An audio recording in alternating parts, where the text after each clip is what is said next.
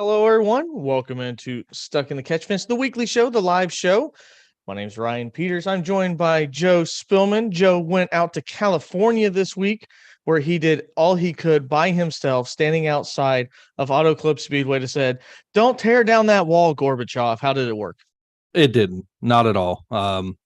As you know, I'm back. Terrible campaign to save Auto Club Speedway out in Fontana. They didn't like my presence. I learned that everyone in California is a liberal. It's just, it's for the greater good. They're tearing it down for the greater good, as liberals often do, like they tear down our government for the greater good. And they weren't having it. So not only that, I was held over for 3 days and they wouldn't let me sleep. I mean, just a terrible indoctrination out there. So I'm back in Indiana. I don't think I'm going to leave this great state ever again. Do you think that your movement would have gathered more traction if you didn't do the tree hugger technique and tied yourself naked to a steel beam? Do you think that would have led more people to join in, or do you think that really turned a lot of people off and they're like, well, we're not going to touch anything with you doing that? Well, it certainly turned the local deputies off. Yeah, I could like see I that. said, I could not sleep in that jail cell at all. They wouldn't turn the lights on. They had crazy blaring music going. I think it was blaring music. It might have just been people screaming in the next cell. I don't know, but it was a horrible, horrible experience. I will never go back to California again. I thought they were all about free love and hippie movement, and I thought, being naked tied to a pole was the natural thing to do. And apparently that is still illegal in California. Well, if you would have shit in the street, I think they maybe would have took you in a little bit under their wings, or I did under... that too. And a guy with Greenpeace came up and handed me a card and wanted me to join their movement. Oh, well, there you go. So I'm sure that'll work out for us here later. It's definitely probably going to get a sponsor out of that. But my quick question, Joe, for you, and I probably know the answer. Are you tired of hearing about Ross Chastain? No, man, I love that guy. I can't even say that with a straight face. Yes, I'm tired of hearing about Ross Chastain. I'm tired of every time I turn on the TikTok or the YouTube or the Facebook and try to get me some reels in, all I see is Ross Chastain's face. Sick of that guy.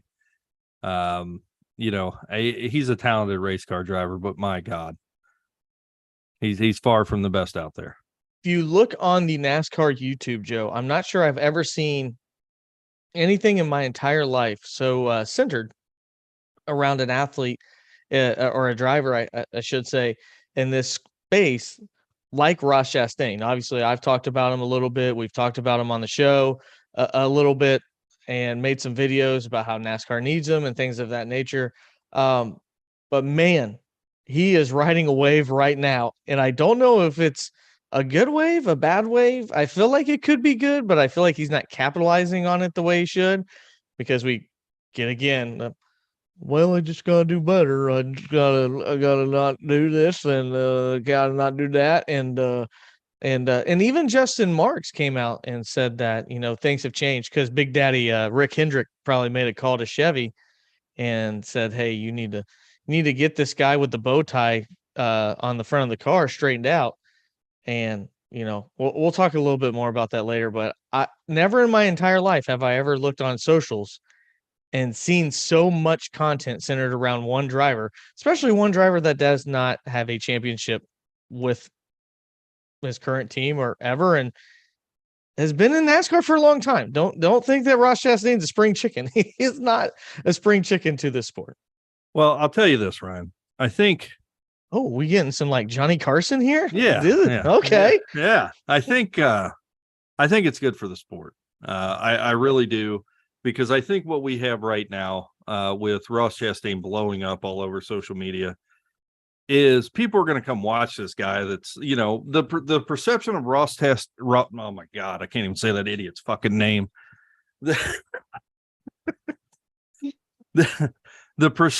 Sorry, we're probably going to get nailed it. Yeah, no, you're good. You're good.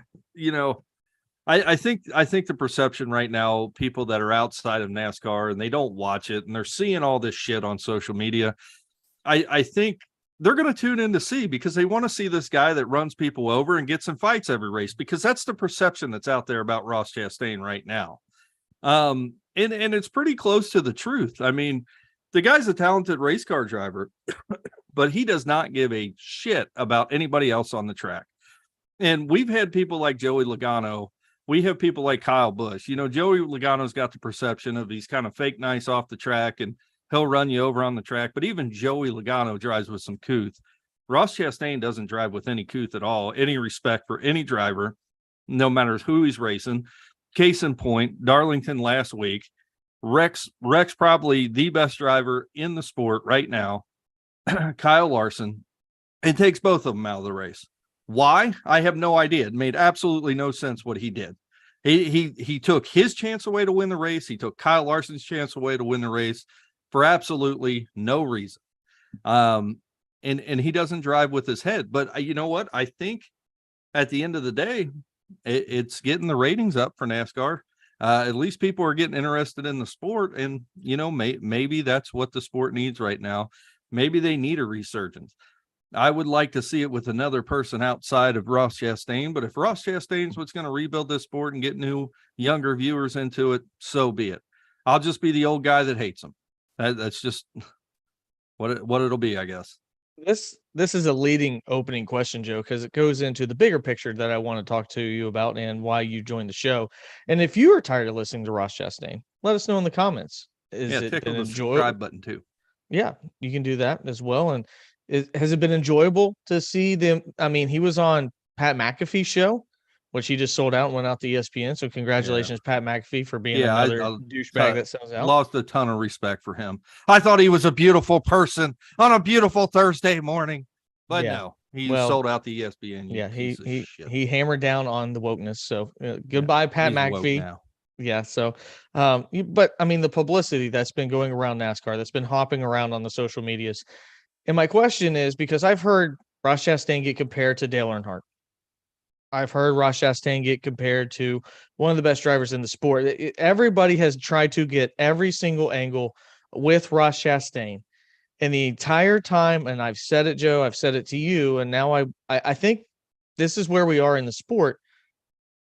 I'm willing to say that Kyle Busch, in my mind, what's being lost, will be the last of a dying breed, and that is an intimidator like that accepts the role of a villain, that does not care what people think. And I think with Justin Marks's remarks and with what we've seen from Ross Chastain, still not willing to dive in and accept the role of being the bad guy, I think that the last person, because we live in a PC culture now, Joe, everybody wants to say the right things. You know, we get, everybody wants to, everybody's, the owners, the sponsors, they want to have a Seattle Seahawks Russell Wilson, not a Denver Broncos Russell Wilson. Oh, we just got to play better. Yeah, we made some mistakes. We clear that up and everything's going to be okay. Everybody wants to have a William Byron, Joe. Don't be entertaining. Just say the right things, cash paychecks, and move on. And Kyle Busch was the last driver, and I think moving forward, it'll be very hard to replace him. I think Noah Gragson tries that to a certain extent, but it's not really landed the way that he wants to, because he's not nearly as good as Kyle Busch, and that's a big part of it too. But here's what would have happened, and I truly believe this, is if Kyle Busch was approached by Justin Marks and Rick Hendrick would have said, Kyle Busch and Joe Gibbs Racing need to figure out what they're doing. And they would have asked Kyle Busch, Kyle, what do you have to say about Rick Hendrick telling you that you need to watch the way that you drive? Fuck him. Yeah. That's just pure talent. I don't drive for him. I don't drive for him. I don't give a shit about what he has to say. I don't care who he is. He is not, he let me go. He doesn't own me now. He doesn't tell me what to do. He doesn't tell me what to say. And that has led Kyle Busch, whether he was willing to embrace it early in his career or not, to go, no, there's a really good opportunity here. And I think Jeff Gordon did the same thing, Joe, when it came to Dale Earnhardt, kind of teasing him a little bit. Going, I don't really like being teased by Dale Earnhardt. I don't really like this, but I understand there's a respect there. And I think a lot of people looked at Kyle and go, Kyle's like, I don't want to be the villain, but if they're booing me, they're still respecting me because they don't boo a guy, at least to that extent, that's not winning in the sport. And Ross Chastain is not that guy. And I don't think anybody moving forward, Joe, because the way that we have just put a stranglehold on personality and being observant, and I think that's why a lot of us love football. You know, we're Bengals fans.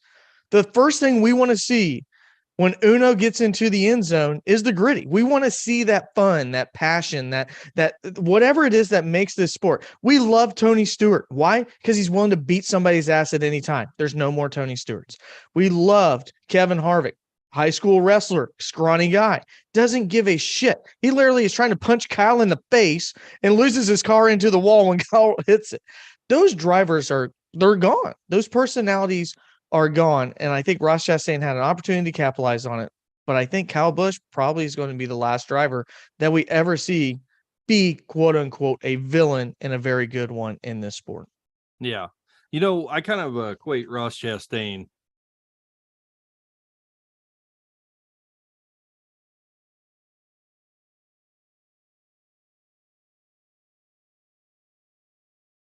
because did I just lose you for that entire time?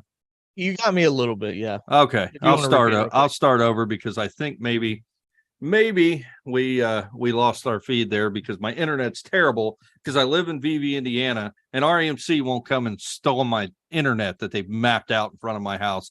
Really starting to piss me off. Anyway, Ross Chastain is that guy that hangs out in a group. Nobody likes him. Nobody could stand the guy, but they keep letting him hang out because every time you go to the bar, he buys all the beer. And that's exactly what he is. He's not going to talk shit about you openly, but you know what? He's going to get you into. It's kind of what I think Ross Chastain is. You know, and you're right. He's not going to fill that villain role. Do you think that he would tell everybody that he wants to get them around and then leave before the tabs do? You think that's the type of guy Ross Chastain is, where No, he's like, hey, everybody, free drinks on me, and then just dips. No, I real think quick. I think he probably pays the bill, but he's probably like free drinks on me, and then gets everybody drunk and then starts fights with them. Okay, That's kind of Okay. probably his personality. Now I will say this: I have been inching closer and closer to supporting Ross, but every single time that he gets on there and he goes, "I'm sorry, I should be doing better," it's like it is the most douchebaggery, the most like I can't even. To me, Justin That's Marks because is he's a even, douche. and he might be, Joe. He might be. He might just be a blue collar watermelon farmer that he wasn't given any money. It's not like he's got a granddaddy sponsoring his rides or anything like this. He came from blue collar, built his way up, has served a long time in the sport before getting the Trackhouse ride, and maybe he's trying to find the line of push for everything you got, but also don't be an asshole. And he doesn't want to be an asshole. And it's just not there. Like, just be you.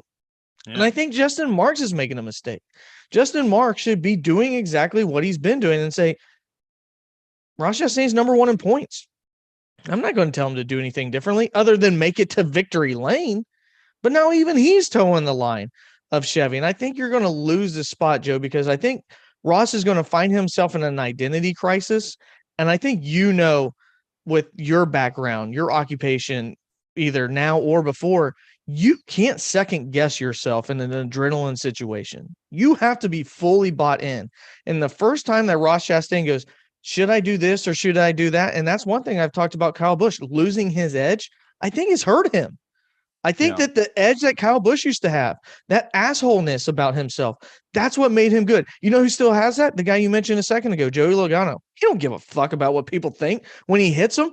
Oh, yeah. He's a good guy. Yeah, it's just a racing incident. And he comes off so much like you want to punch him in the face. But I think Joey Logano's even accepted that role. He's like, yeah, I got a punchable face. People don't like me. But I'm never going to apologize for whatever I do on the track. And I think Ross needs to just take a lesson in that playbook.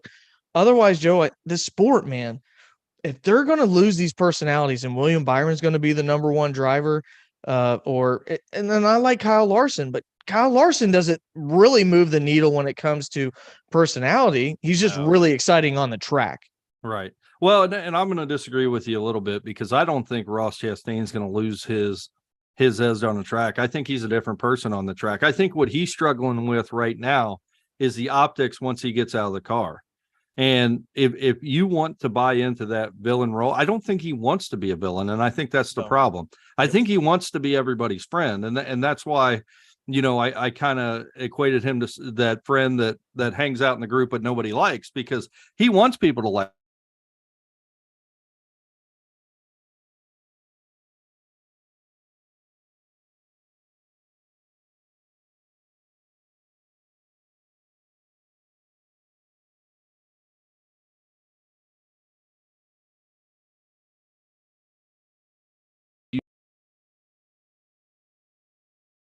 Yeah, I lost my feed again, so I could tell you exactly where I was. But yeah, I think that Ross Chastain at the end of the day needs to buy into the villain role, just like you said, and just go with it. Because I think he's going to be more popular, even more popular than he has been these last couple of weeks. And even if that's not him, you have dug yourself into this role, and you need to go with it because you've kind of been typecast like an actor. You can't buy your way out of this. I mean, look at Kyle Busch. Yeah, Kyle Busch is eased up, but people remember Kyle Busch for who he was, and he's never going to lose that moniker. And Ross Chastain has done the same thing now. So you might as well buy in and get paid from it. Do you think that Kyle Busch becoming the villain, do you think that actually helped his career? Or I mean, there's two different types of thinking when it comes to Kyle Busch, who will go down as one of the greatest drivers of all time. Not just saying that because I'm a Kyle Busch fan, just reality. Look it up. There's the Kyle Busch that in the younger Hendrick years was just, I mean, just wild. And to me, because of his rawness, lost more races than won because of his anger. And then he moved on. He got let go, essentially so Dale Earnhardt Jr. could come in, and then goes to Joe Gibbs Racing, gets that fire, that flame, but at the same time also got married, kind of settled down. But do you think losing that first job, Joe, and becoming that villain, to me, I feel like that's where the struggle was early in Kyle Busch's career. Did the talent meet up with what Kyle Busch's perception, what he wanted himself to be? And I think once he went to Joe Gibbs, it was a clean slate, and Joe goes, "We know you're really good. Just do you." Do you think that Ross Chastain is going to have like a second slate? Do you think that, maybe Trackhouse is what set him up for success, but it's going to take another team to unlock the full potential because he hasn't won in a year? And at the same time, he's still leading the cup standings in points. Like, I don't know where it is. There's got to be a next level. And unfortunately for us as fans, I think you and I, especially, we're in the content business. I mean, we're here to talk NASCAR. We're here to be entertained. And we went through that stretch, Joe. It was like a 3 or 4 race stretch.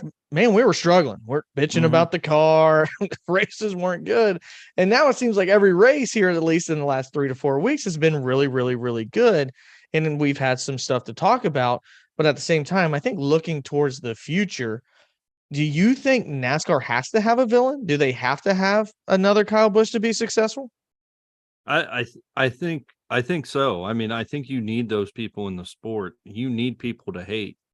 Kyle Busch, I think you asked the question, did that help or hurt Kyle Busch's career? I think it absolutely helped his career. And when you look at your popularity on the track, off the track, at the end of the day, winning races pays, but you know what else pays? Being very popular. And the old saying is there's no such thing as bad publicity. And that's absolutely true. I mean, everybody's talking. Everybody that has any inclination about NASCAR right now catches a race here and there. The diehard fans like you and I, we're sitting here talking about Ross Chastain. Everybody's talking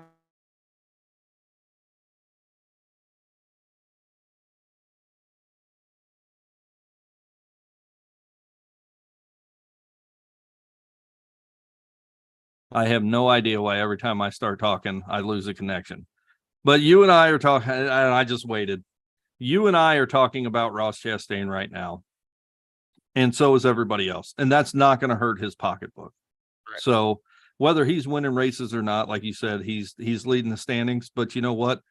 His pocketbook's going to come out pretty intact after this as well, because this makes money when your face is everywhere. People want to buy into you for the good or bad, and that's what's going to happen. So he's going to gain fans out of this. There's people out there that like the villain, and he's going to gain fans because he is the villain. And at the end of the day, I've already said it. He just needs to buy into the role, for better or worse, in his own mind, because he's going to come out on top even more. And Kyle Busch, I think, benefited from that.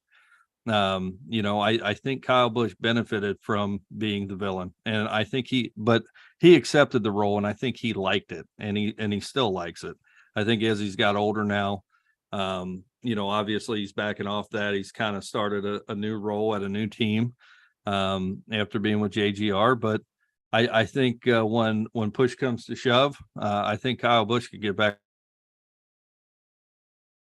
Yeah, I agree. I think there's two different type of people, and depending on what type of personality you are, there's some type of people that they like to be pushed, they like to feel like the world's against them, they like to be the underdog. And then there's the other type of personality that if they're not the underdog, or they're not, like, then they want to be loved. And I feel like those two different types of personalities they kind of drive you in sports. Do you our Cincinnati Bengals seem like they find a way to be the underdog no matter what.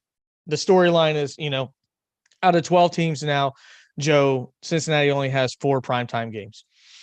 The Cincinnati Bengals literally had a rule makeup so that they had to flip a coin whether or not they got home field because of an incident that happened this year with Damar Hamlin.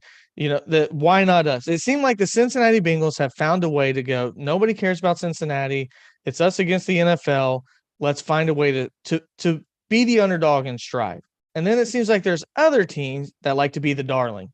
Seems like the Dallas Cowboys, no matter what, like to, well, we're the Dallas love us because we're the Dallas Cowboys. We're America's team, no matter what. And then they never benefit from it.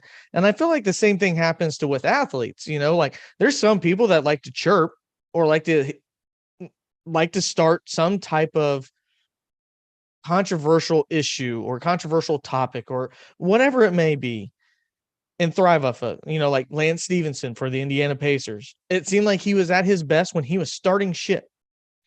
And I think Kyle Busch kind of got to that point. Kyle Busch got to his best when he got out of the car, and he knew no matter what he said, it was going to be turned against him. So he fed exactly into that persona of what it took to be the bad guy. And I think more importantly, he knew it was a stick. He didn't care anymore. I mean, he comes out to Bristol and he goes, "If you're a Kyle Busch fan, let me hear you boo." And of course, everybody boos, and they're like, "Oh shit, he got us." It took that point. And I don't think that, Joe, we're going to see another driver, because number one, I don't think the generations moving forward have thick enough skin to be the bad guy. Right. I don't think that they look at social media all the time and they pay attention to all these stuff. And you and I are in Facebook group chats, Joe. There's people that don't know what the difference between a period and a comma is. So if you're reading that shit all the time, you're diving into that. I just don't think that we're ever going to see another villain because of today's social media. They don't have the ability to be thick enough skin to accept it. And I just don't think that today's culture is ever going to allow it. I think Kyle Busch is going to be the last one that's like Dale Earnhardt, like a Tony Stewart, like anybody that just moves the needle in a aggressive fashion. I don't disagree. I agree with you 100%. And maybe I don't think Ross Chastain is going to be that guy, and maybe we do see a driver. You mentioned Noah Gragson. I agree. He doesn't have the talent to ever get to the level of even where Ross Chastain is. I just don't believe that he does. I think he's going to be one of the average drivers that sticks around for a while, but he's not going to be a championship driver. Or a championship caliber driver. If you want somebody to fill this role, they have to accept it and they also have to have the talent to be up there driving with the best. Now, Ross Chastain has that talent. Um,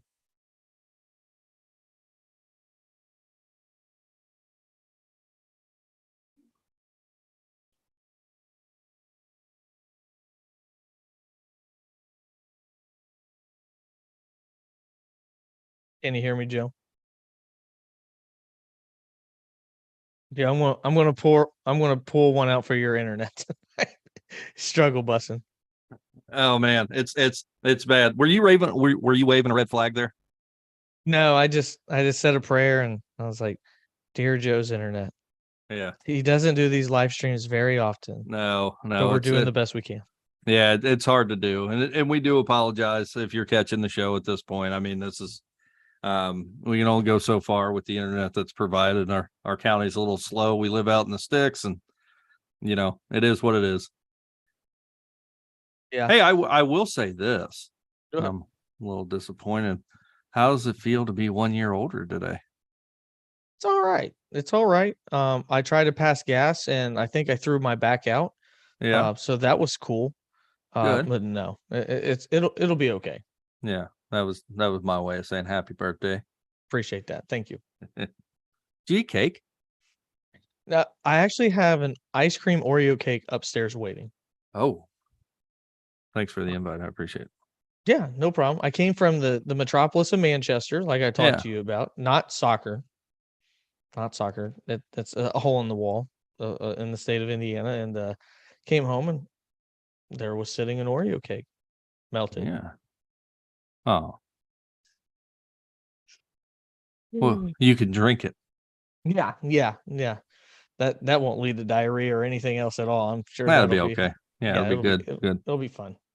So moving on, Joe, I kind of want to get your perspective a little bit on number one, the All-Star race. I did a separate video while you were out enjoying the land of the fruits and the nuts, and YouTube decided to axe it. So I guess we'll try to reach it with a few people here. But I kind of put to layman's terms, NASCAR has an opportunity to really decide which way they're going to go, and I know which way you're going to lean.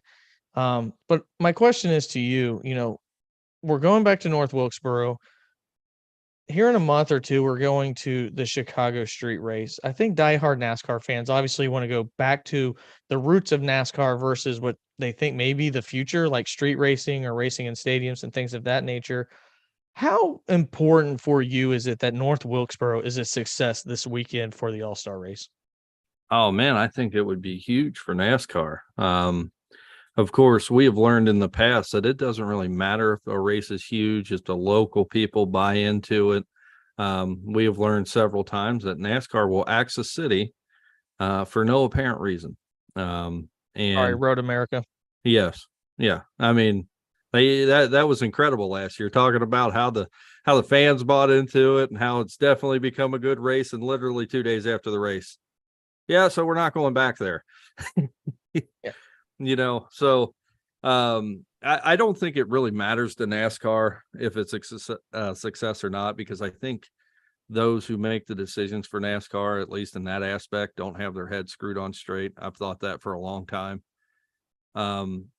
But if it is a success and NASCAR does pay attention to that, I think it will at least show NASCAR where people are still at with the sport. And obviously it's sold out, and it's sold out with tickets. And of course, what does North Wilkesboro hold? Like 35,000 people. It's not It's very many, that's for not sure. very many. I mean, tickets were $300 a piece, bare minimum.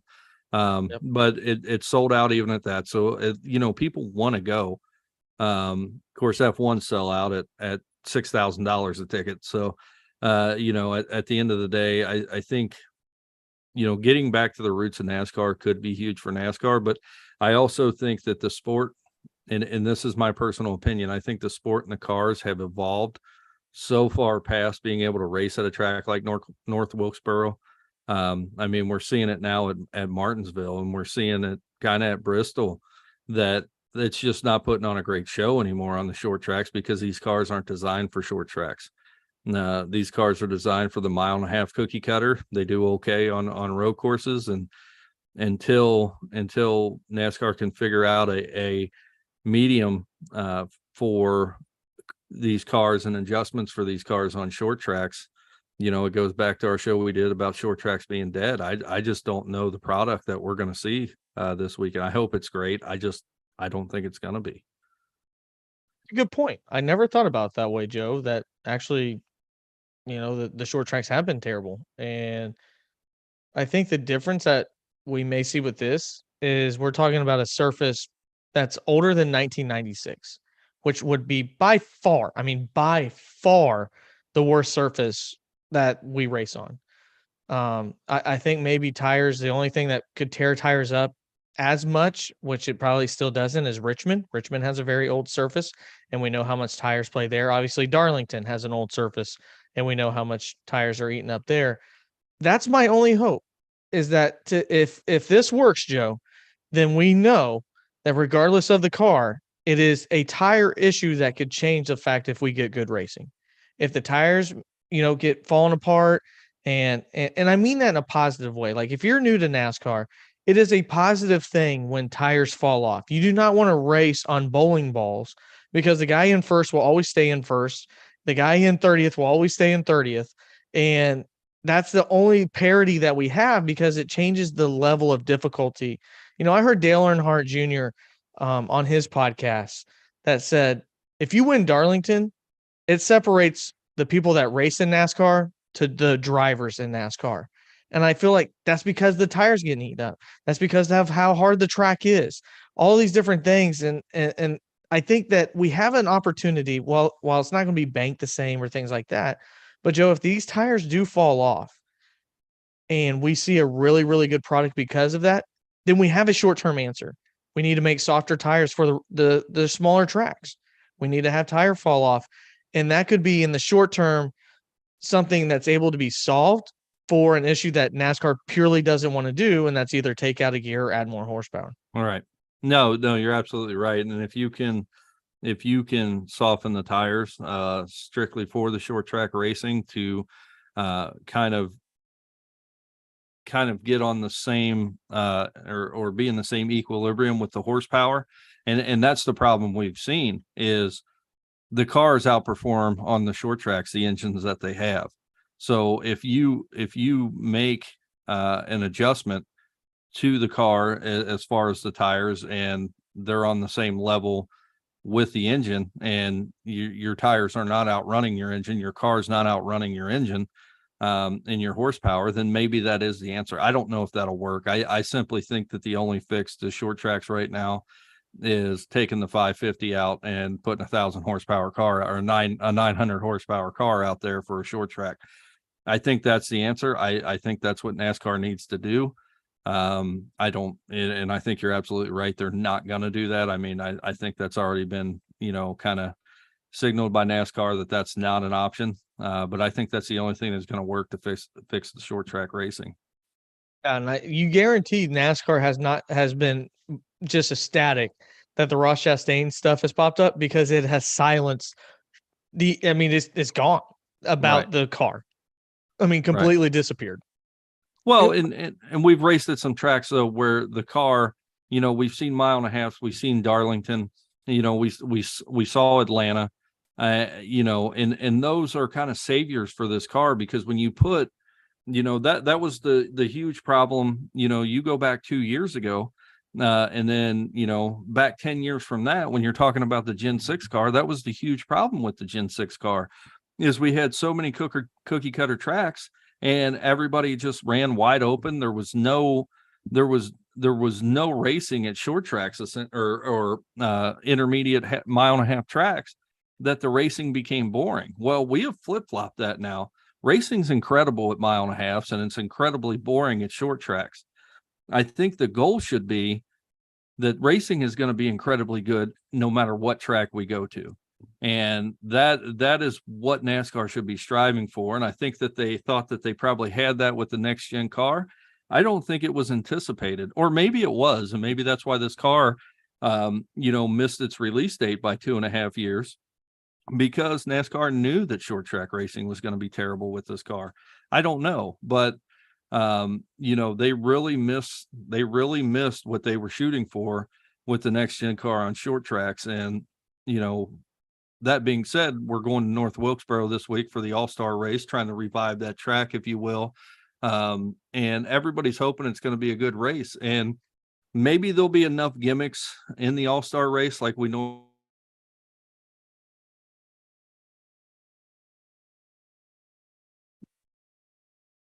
Yeah, you lost me again. Maybe Just for a there'll be, second, you're good. yeah. Maybe there'll be enough gimmicks in the All-Star race that people kind of overlook the bad racing that we're probably going to see. So it might not be talked about, and it's not a points race, so it's not that big of a deal.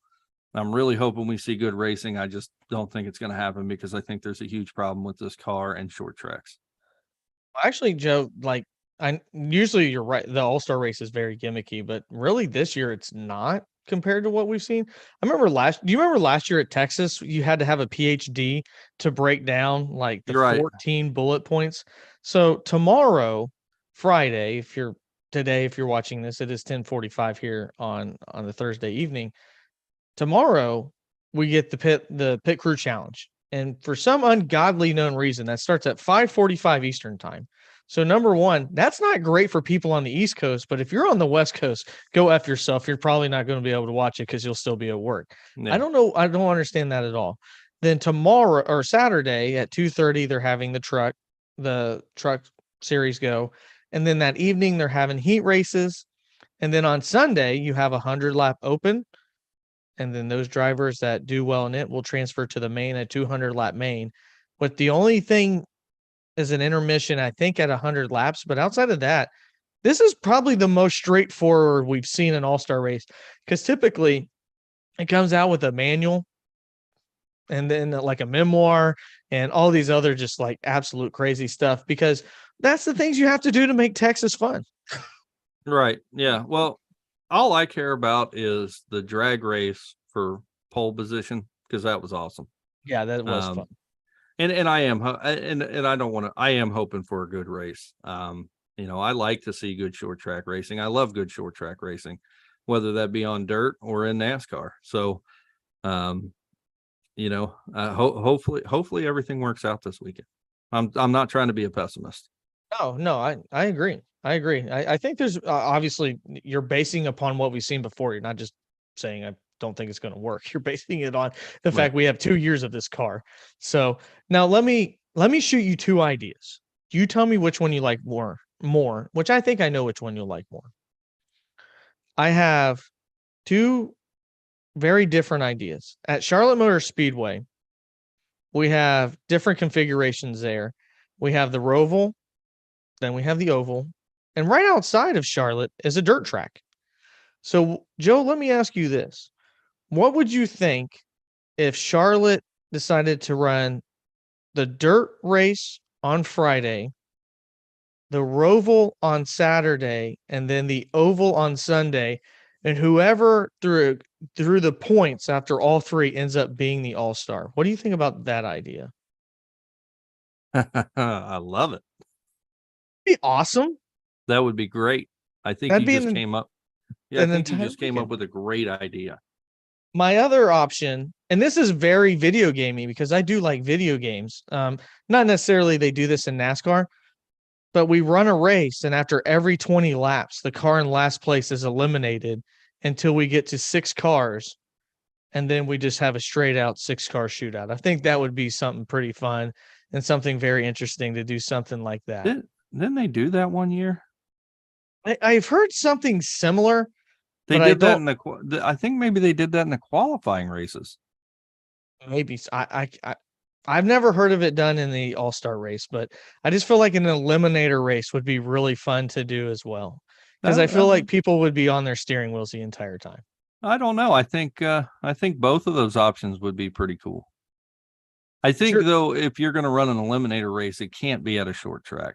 No. An eliminator race has to be at least a mile and a half. Probably a super speedway would probably be better. I don't think that would work at North Wilkesboro, but I like the idea. Yeah. I think it'd be fun. I would love to see them try all three different types of circuits in one weekend. Yeah. It'd be fun to go down to the Charlotte dirt track, which is literally right outside of Charlotte Speedway. It's like just sits right there. Have them run that first through however many, gets X amount of points. Same way that you do points in a normal race. Then you run the Roval on the Saturday.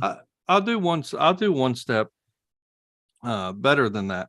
Think you're How better than me? about no? Oh, yeah, maybe. How about at the dirt track you run late models?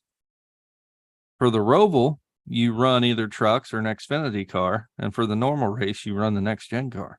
Yeah, that's badass. I like that. Yeah. I like that. Yeah. Let's see who can drive what. So Kyle Larson will win, is what you're saying. Yeah, yeah. No, hands down. There's I'm setting my boy up.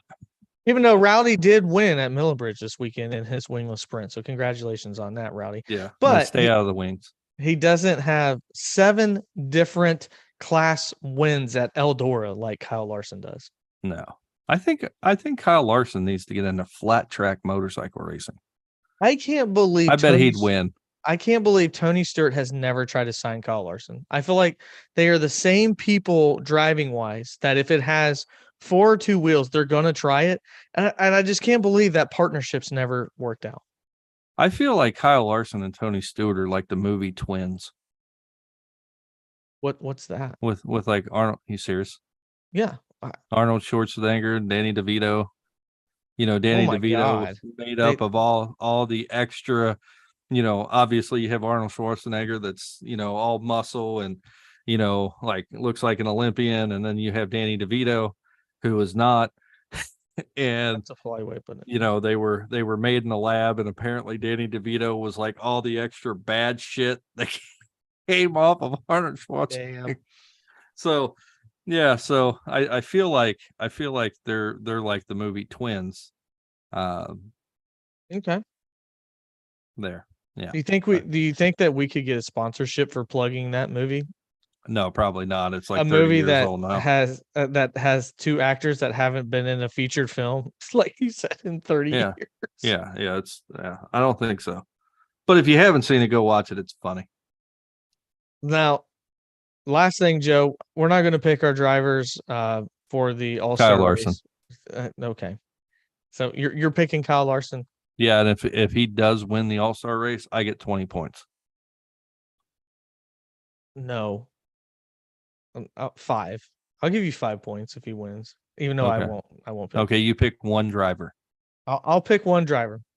Okay. Back-to-back All-Star winner, Brian Blaney. That's terrible. That's stupid. I just think it would be hilarious that would be the only race that he could win in 2 years and then still find his way to try to fight into the playoffs without a win. Yeah. I'm just doing it for comedic value. Maybe they should put some skin in the All-Star game and say, you get no points. You get no points for the All-Star race. But if you win, you get an automatic bid to the playoffs. That would make things interesting. Yeah. Especially with the question mark of North Wilkesboro, because we have no idea. Like, the track could literally just fall apart, Joe, as we're watching them race. No, I don't think it's going to do that. I think it's probably going to eat tires like it hasn't been raced on in 35 years. Yeah. Yeah. I mean, there was literally plants growing up through the asphalt. Yeah. Like it's hungry. Yeah. Hangry. It's probably hangry. It's hangry. Yeah. So the 35,000 people that get to go will probably enjoy it. No, I'm sure they will. They got a lot of concert stuff going on. The cool thing is they've been racing the entire week. I mean, Dale Earnhardt Jr. raced last night. I think the Cars series races tonight. And then, I mean, it's literally been an entire week worth of racing. So the people that are living down there in Wilkes County, North Carolina, thank you for doing this. Dale Earnhardt Jr., thank you. Bruton Smith, go fornicate yourself with a rusty fork or the Smith family. He's passed on. Well, he could fornicate it. Maybe that's how he died, fornicating himself with a rusty fork. Who leads SMI now? I don't know. I don't care. I hate every one of them. You know where there is a perfectly good repaved track that holds almost 100,000 people that is turned into a parking lot? It's about 3 miles over my shoulder, called Kentucky Speedway. Maybe we should revive a race there. That would be awesome. Yeah. Do you think that they would keep the mile and a half? Because Kentucky was a unique mile and a half where turns 1 and 2 were not like 3 and 4. And Mhm. actually turns 3 and 4 were what most people described as the toughest turns out of all the mile and a halves in I think they all the should. circuit. I would like. I mean, I think it's a injustice that Kentucky Speedway was caught up in the moniker of boring cookie cutter mile and a halves, because that's why we lost it. And it never really got a chance with this next gen car. I think the racing with this next gen car at Kentucky Speedway would probably be one of the best races, if not the best race of the year in and year out. I think, I mean, I think you essentially get kind of the Darlington type action with not having the same, turns 1 and 2 being different than 3 and 4. I mean, that messes with drivers. I mean, it does. We saw it last week. It's hard. It's hard to do. Yeah, yeah. It most certainly is, because you can set yourself up for 1 and 2, but then sacrifice on 3 and 4. And I agree with you 100%. I think that the next gen card there would be awesome. And the fact that we're not able to go there. And I will say this, I've been looking at diecasts for when Kyle Busch won at Kentucky. And the cheapest one I found was $350. So maybe that would help bring the price down of Kyle Busch's last win there. And just to let you know, if you think Kentucky is boring, the last time that they ran there, it was a 3-wide race at the Checker that Cole Custer won, his only ever win in the in the Cup Series, and Kyle Busch versus Kurt Busch for 2 laps, beating and banging around the track for that finish. So if you find those 2 finishes boring, I'm sorry, the sport is not for you. Yeah, it's not. You know what I didn't find boring? My video I sent you earlier.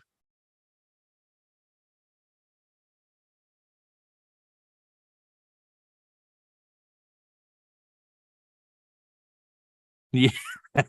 Were you just making faces the whole time? Yeah, that's all I did. I You didn't- said, do you know what I didn't find boring? And I said that video I sent you earlier.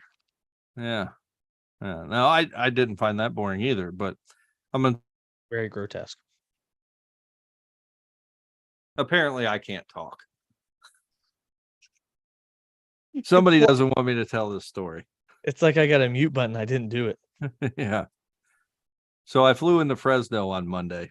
I got to Fresno, California about 9 o'clock. We'll save it for another day.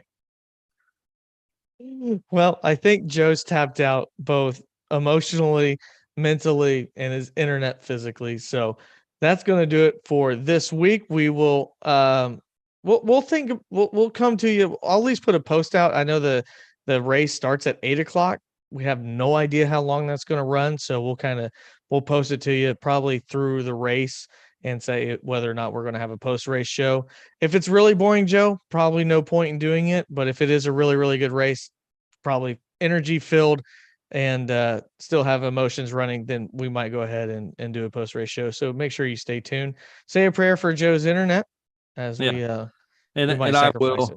And in case you're watching right now or jumped in at this point, I'm going to go ahead and edit this video. We'll take it down and I'll cut out all the internet delays from my end, so it'll be a little bit smoother show. Yeah, so you'll have no idea what the hell we're talking about, which is may have went the entire time doing that anyway. Yeah. So my name is Ryan Peters for Joe Spillman. This has been Stuck in the Catch Fence. Say it. Say it. Say it. I thought you were going to say it. What? Subscribe, assholes. Oh yeah, tickle that subscribe button.